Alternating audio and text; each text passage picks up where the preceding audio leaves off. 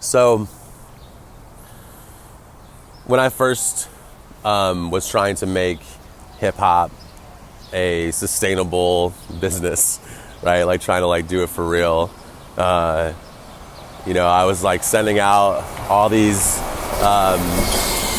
press releases for like my EP, and I was like gay rapper, like queer, musician, all this stuff, and I was very like adamant about making myself visible as a queer person in hip hop, right? And like after a couple years, I felt like am I making this too much of a gimmick, And it was around like 2016, and the Pulse nightclub shooting happened, and I remember thinking like this could have been one of my friends, a family member, somebody who helped me through my own internalized homophobia, and it made me think about Pride, because it happened during the month of Pride, and which is June, and the month that we're in, and it made me remember a line from a friend of mine's TED Talk, and it was my friend Eric Dorsa, and he said,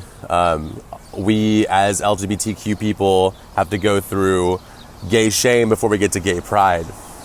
And I remember thinking like the people that were at Pulse that night could have been celebrating their own, queerness, like celebrating themselves, celebrating something that we can't change about ourselves, inherently, like, we've been told that and conditioned to believe that there's something inherently wrong with us as like gay people, as LGBTQs.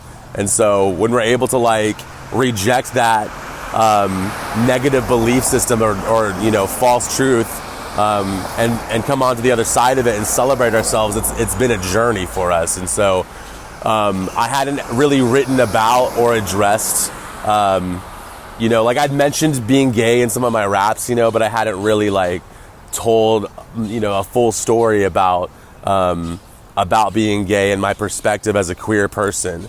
And so a couple days after the nightclub shooting, I wrote a song called Growing Up Gay, and it was just told from the perspective of me as a queer, 12-year-old, and growing up and all the bullshit that I believed about myself and had to go through to be able to where I am now, which is a proud gay man celebrating something that I can't change about myself. So I usually rap this, but I wanted to, do a spoken word version of it to let y'all hear the words that I'm saying.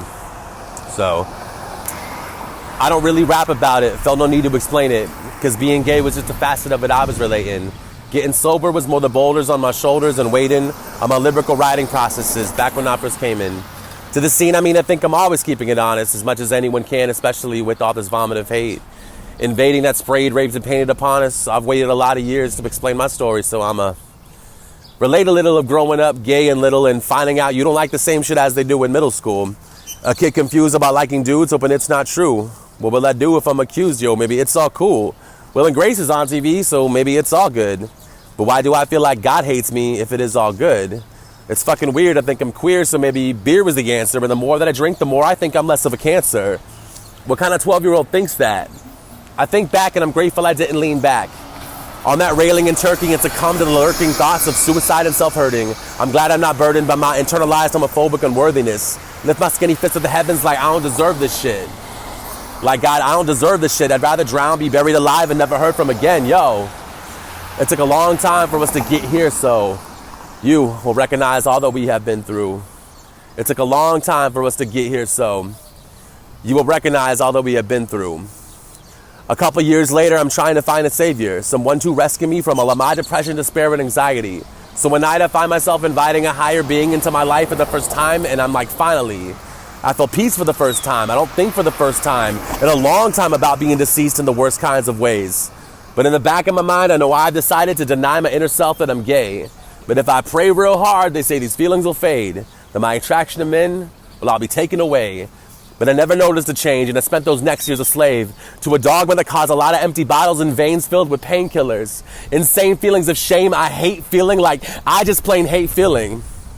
So I drank, snorted, shot, smoked, stared at the ceiling, slowly falling into a void of oblivion.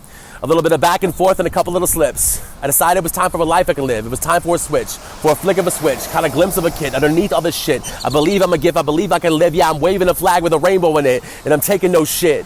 Yeah, I'm taking no shit. Orlando 2016, the song is for that. For every gay kid out there who was ever made to feel bad, or ashamed of things they can't change, yeah, it's with you I stand.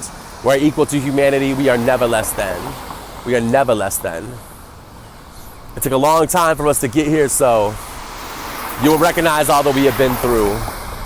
It took a long time for us to get here, so you will recognize all that we have been through. It took a long time for us to get here, so you will recognize all that we have been through.